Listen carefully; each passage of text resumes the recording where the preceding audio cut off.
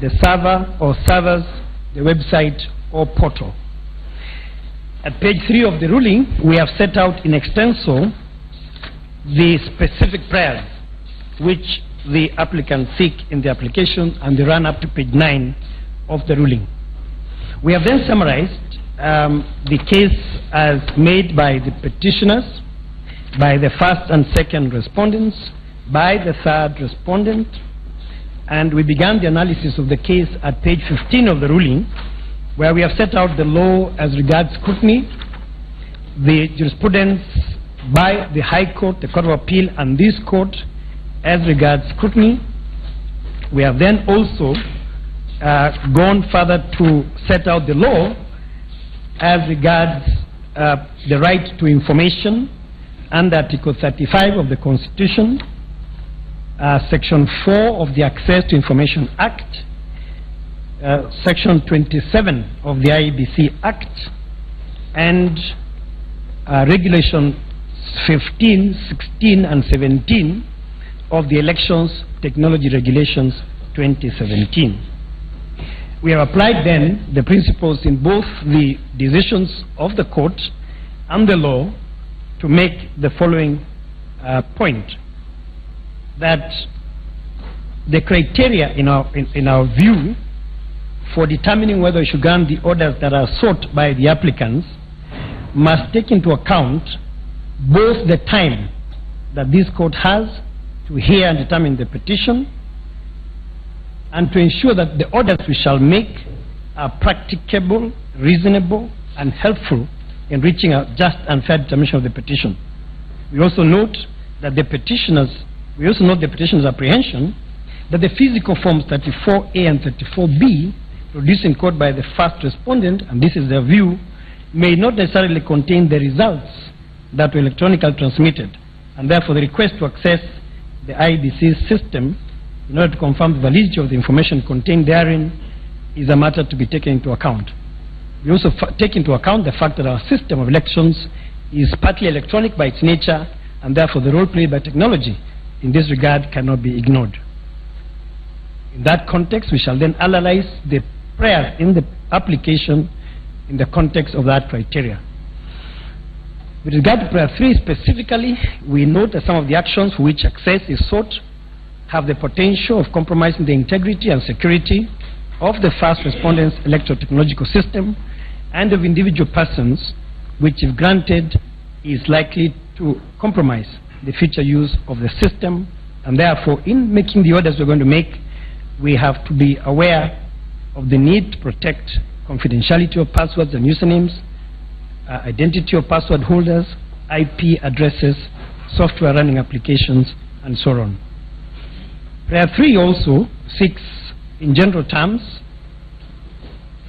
possible security and software integrity issues which would necessitate orders that will protect those that software. And therefore, we must grant orders that are timeous and also relevant to the issues in contest. And at the end of the ruling, we shall grant orders of access and supply of information that meet the above criteria, and we are confident that the said information will assist the court to reach a fair decision in the petition without jeopardizing or compromising any party's position in the petition.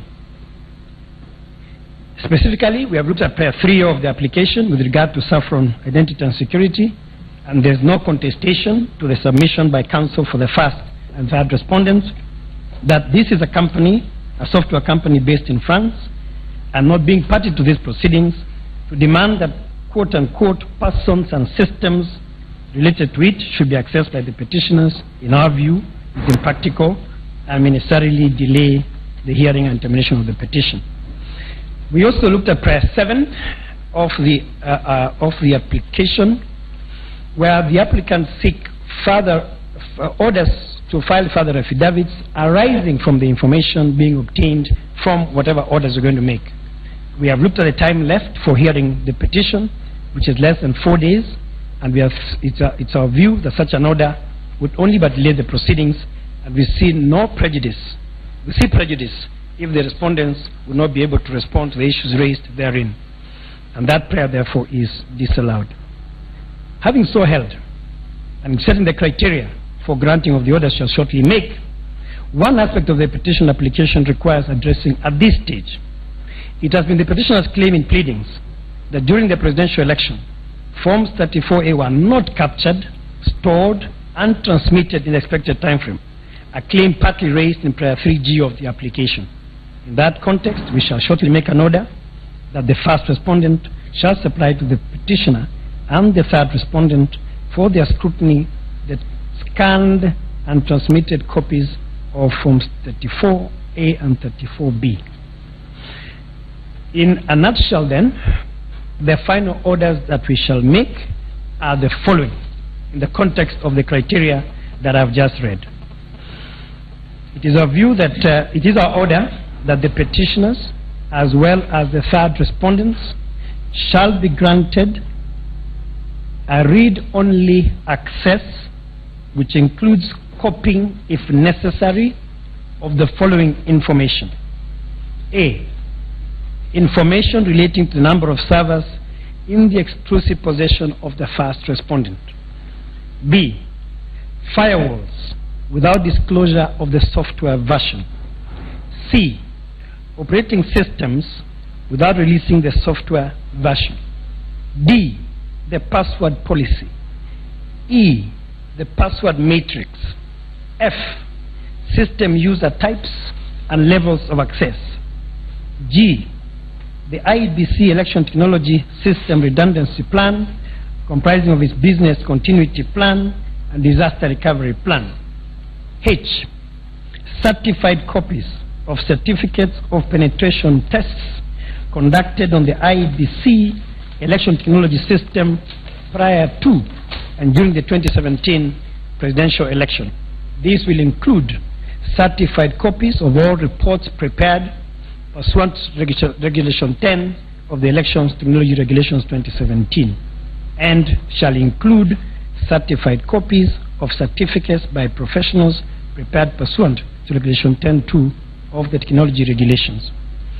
I, specific GPRS location of each KIMS kit used during the election for the period between the dates and including 5th August 2017 and 11th August 2017.